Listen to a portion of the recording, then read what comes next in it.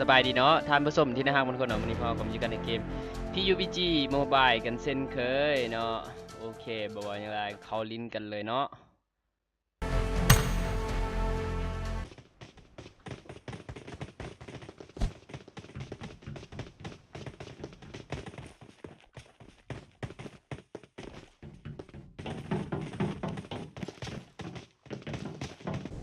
ต่อเบอร์สามธงสวยเลยวะเฮ้ยมีคนเอ้ย ตามมาข้างหลังอ่ะล่มมีคนตามมาข้างหลังอ่ะระวังด้วยนะเฮียตีหนึ่งเลยวะมึงมันลงไปแล้วเบอร์สี่ยิงเลยเพื่อนเบอร์สี่ยิงเลยเพื่อนกูเจอเฮ้ยไม่มีปืนว่ะไม่มี เฮ้ยมันได้ปืนแล้วอยู่ข้างล่างโอ้อยู่ข้างล่างกูต่อยมันมันไล่ยิงกูกูต่อยมันอยู่แล้วมันยิงกูไอ้สัตว์มันยิงกูไม่ได้ยิงมึงมันอยู่ไหนวะลงยิมไม่ใช่ลงยิมลงสนามบาสเออมันไล่ยิงกูเดี๋ยวกูปั๊มยาอยู่ใครมีปืนกลยิงให้หน่อยกูเจอแต่อะไรวะเนี่ย เออสวยไม่อีกกูมีมินิว่ะกูมีเคียวเพื่อนดาดฟ้ามีปะไม่มีมันอยู่ตึกตรงข้ามหมดเลย ระวังนะมันอยู่ตรงที่โรงเรียนเนี่ย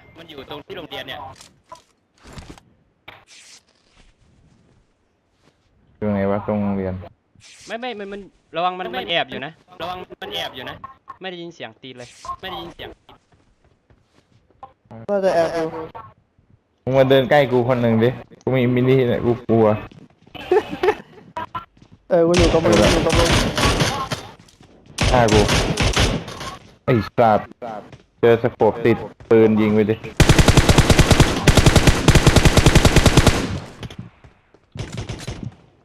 มันอยู่กับกูไอ้กันไอ้เหี้ยอยู่หน้ากูเนี่ยไอ้ตัวที่มึงยิงไปไหนวะขอของกูเก็บได้แล้วอยู่ข้างบนอยู่ชั้นสองยังไม่มีเหี้ยอะไรตัวนี้ขอปืนกลหน่อยดิชั้นสองมีเพื่อนอยู่ชั้นสองทางซ้ายมากูได้ยินเสียงเดินตามกูมาเฮ้ยระวังนะมันอยู่ตรงห้องเล็กการ ติ มึ ด งใจเย็นดิเพื่อน ห้องเล็กด่านฟ้าไม่ชั้นสองเฮ้ยกูจะล้มมันล้ม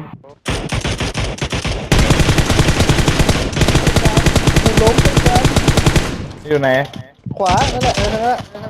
สวยกันไม่ใช่ กูไล่อยู่ ไม่ใช่ โอ้ยปืนกูดีดเพื่อนช่วยหน่อยเปลี่ยนลูกอยู่เฮ้ยมึงมารับลูกกระสุนคนละครึ่งกูคนละครึ่ง ไปทั้งหมดเว้ยเอ้ยกูไม่น่าวินิชาร์จที่มึงอยู่ขวามือห้องซ้ายหรือเปล่ากูมีปืนพกกูชาร์จยังไงก็เบอร์สี่เป็นทรงไม่รอดวะเข้าตะกี้แล้วเพื่อนมาอยู่แล้วนี่เป็นอะไรวะแต่มึงรู้ไหมใครรอดดูเบอร์สามเลย เฮ้ยมันไปไหนแล้ววะขึ้นดาดฟ้าเหรอ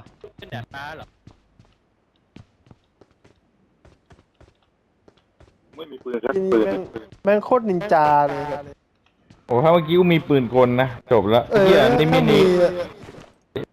เดะกูลบอีกแล้วเดี๋ยวไปส่งไอ้ยี่ก่อนนะข่าวสามแล้วต้นอยู่ข่าวไหนวะ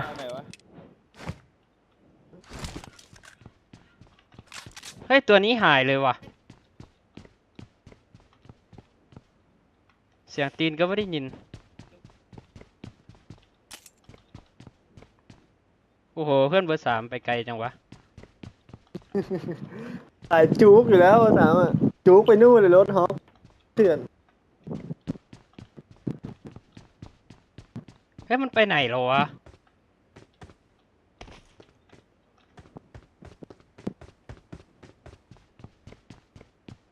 วินวอล์กเปล่าเนี่ย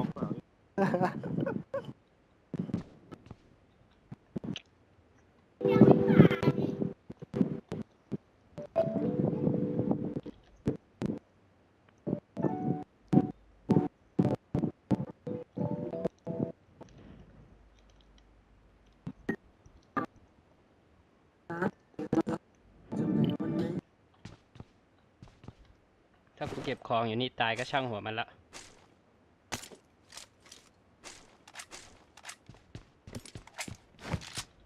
ได้เสียงตีนวะ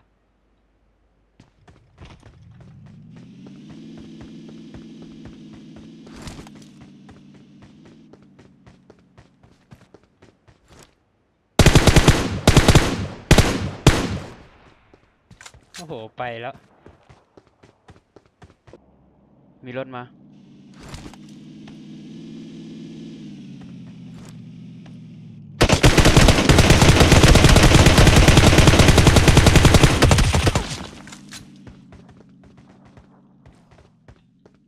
โดนไปหลายนัดนะเนี่ย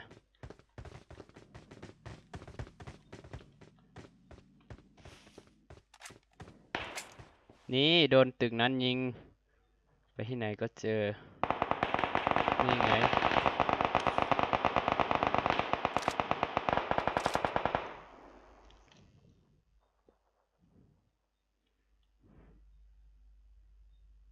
เอาเลโซนที่เจอ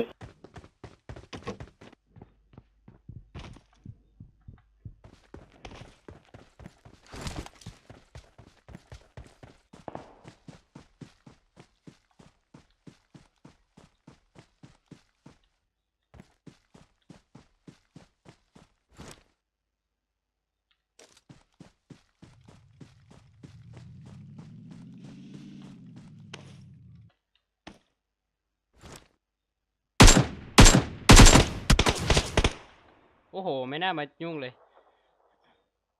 เพื่อนปาระเบิดควันก็ได้ ยิงดาวหนึ่งยิงดาวหนึ่ง มันมาแล้ว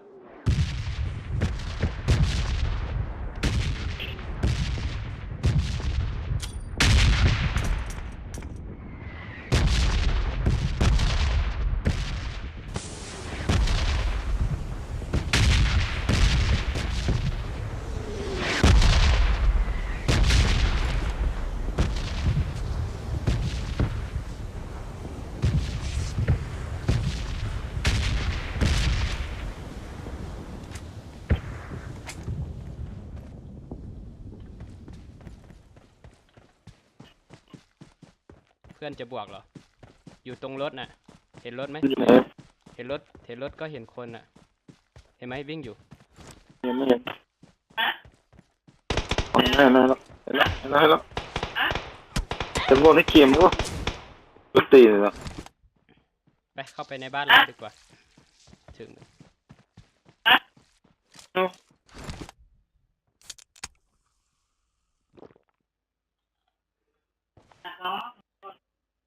ืม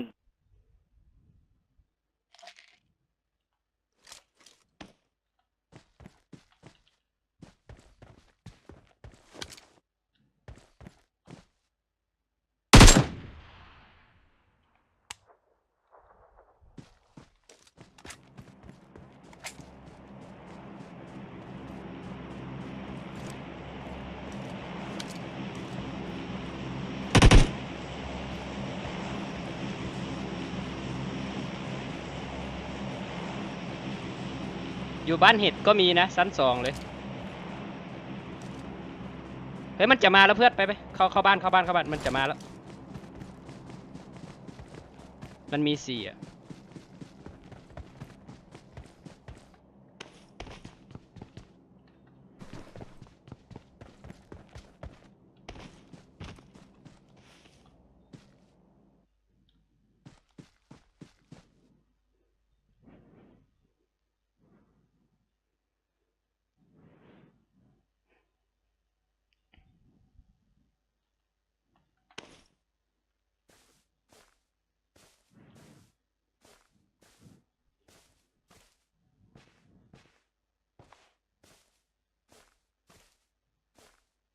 มีรถมาตรงสะพานเดี๋ยวก็โดนยิงหรอก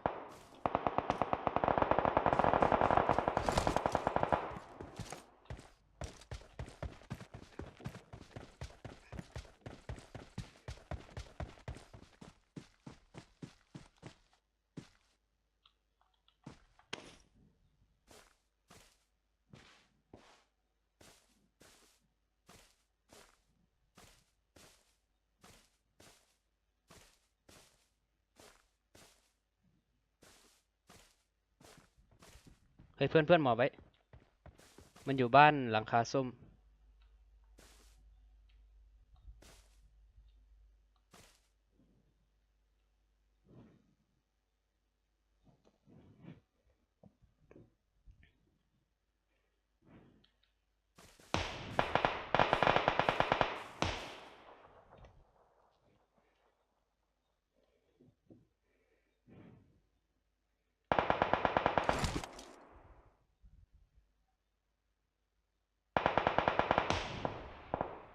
เฮ้ยข้างหลังเราก็มีว่ะกลับขึ้นบ้านดีกว่า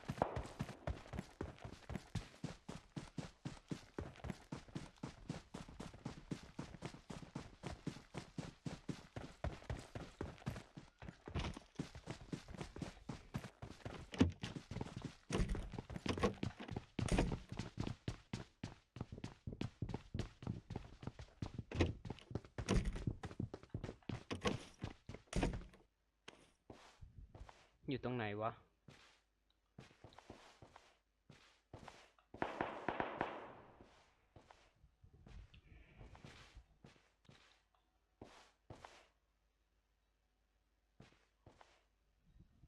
ได้แล้ว300 300เหรอ อยู่ในบ้านนะ บ้าน บ้านหลังสีแดง Enemies ahead! อ๋อ บ้านอะไรเห็นตัวเดียวไหม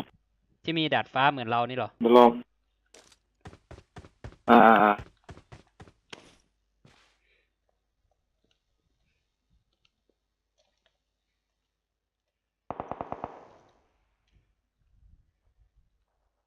วงบีไปหา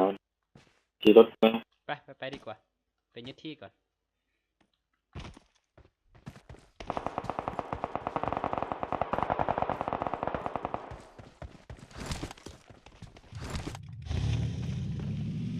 อย่าเพิ่งลงนะผมจะวนดูก่อน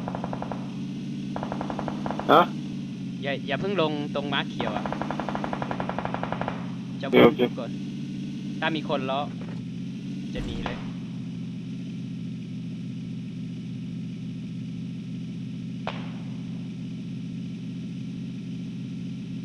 หลังนี้มีเจ้าที่แล้วเสียงปืนดังใกล้ๆนี่ เป็นตัว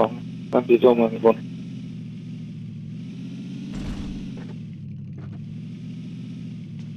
เฮ้ยมีคนว่ะมีคนเสียงตีน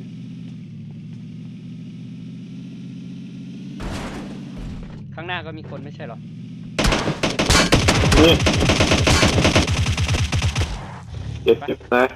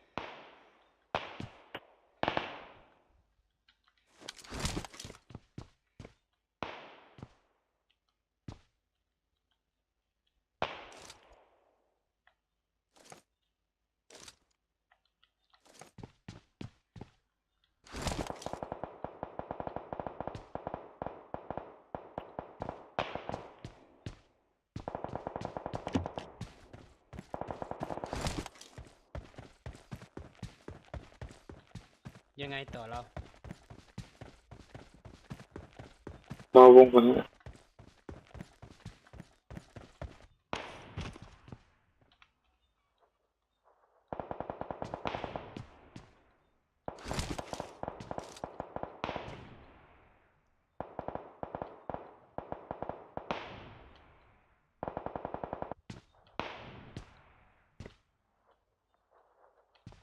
Enemies ahead! ทั้งนี้มีคนชั้นหนึ่งชั้นสอง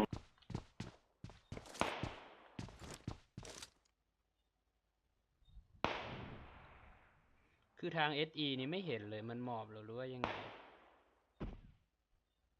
มีทั้งสไนเก็บเสียง แต่เห็นแต่อยู่บนบ้านหลังเอส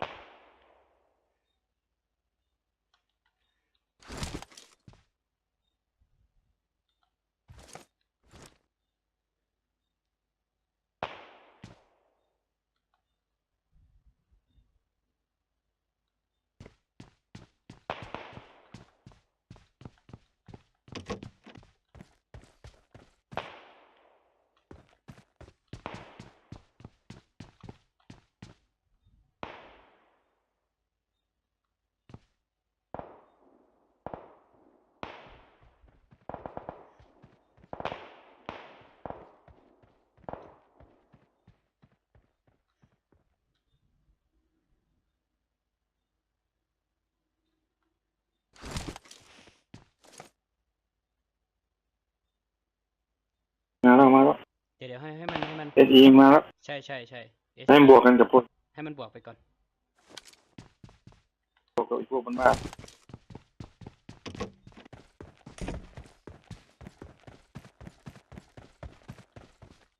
ระวังนะบนเขาก็มีนะ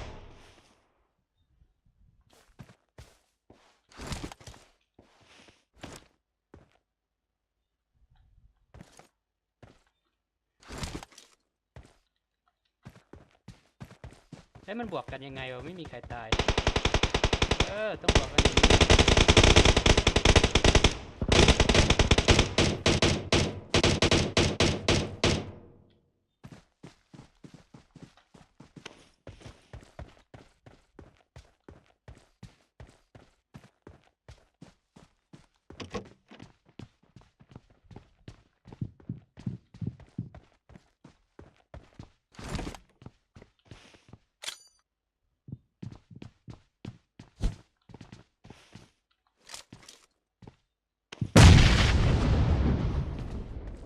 เฮ้ยดาว2 ว่ะ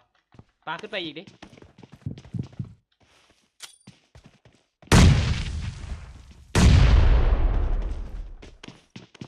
เข้าไปแล้วคนนึง ให้มันคือเพื่อนอีกคนน่ะ ได้เลย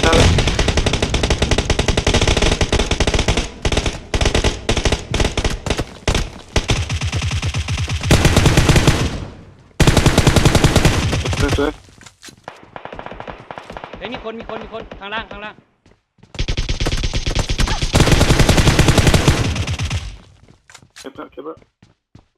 โอเคสวย สวยว่ะเพื่อนมีคาโตะศพไหนดีนะเฮ้ยมีเกาะแถวนี้ว่ะอัดประตูให้หน่อยได้ไหมโอ้ประตูพัง ตู้พังเยอะกี้ คา คาอยู่นี่หน้าผม เกาะก็จะพังหมดแล้วเฮ้ยไม่มีว่ะ คาอยู่ตรงนี้นี่หลบ ศพนี้เหรอ ก็ โอเค เนี่ยศพนี่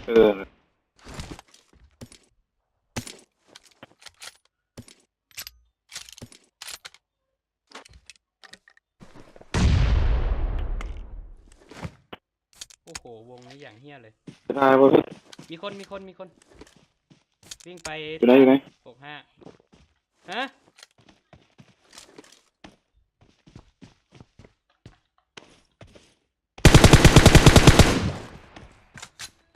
เดี๋ยวจบเกมนี้ก่อนฮะ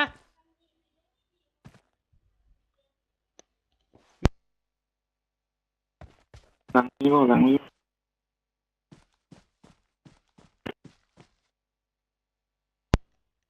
เฮ้ยมันสายงูกันทั้งนั้นเหรอ เออ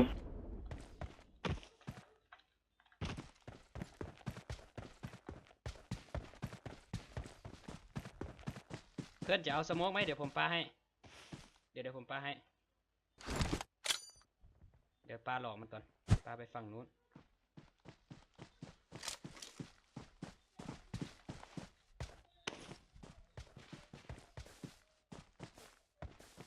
เฮ้ยมันอยู่ไหนวะพวกงูหลาม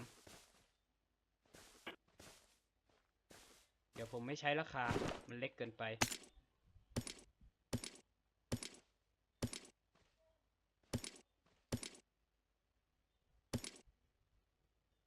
คือทิ้งกระเป๋าเลยตัวนี้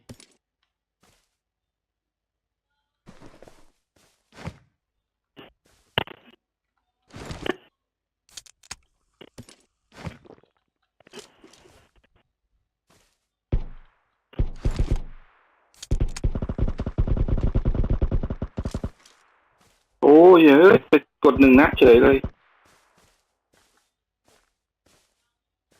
อยู่ข้างต้นไม้ที่ผมดูได้ เฮ้ยมันมีหลายที่ว่ะ ให้มันฆ่ากันก่อน ในข้างหน้านายต้นเฮ้ยไปกดนัดเดียวยัดเข้ไม่ได้กดรัว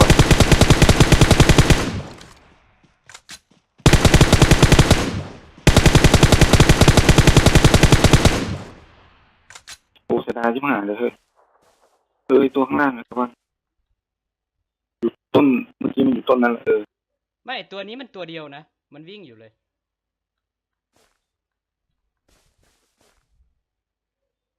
เราต้องได้ที่ 1ใช่ไหม เสียดายว่ะเฮ้ยกดนัดเดียวยิงจิ้วจิ้วจิ้วยัดเข้ เฮ้ย ระวังมันอยู่ต้น ข้าง สุ บ ด น ท้าย ข้าง แบบ บนข้างบน ข้างบน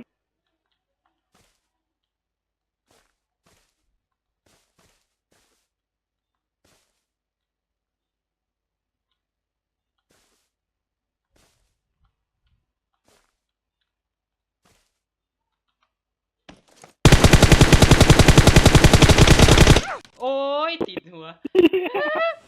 มันเอาได้ไงวะ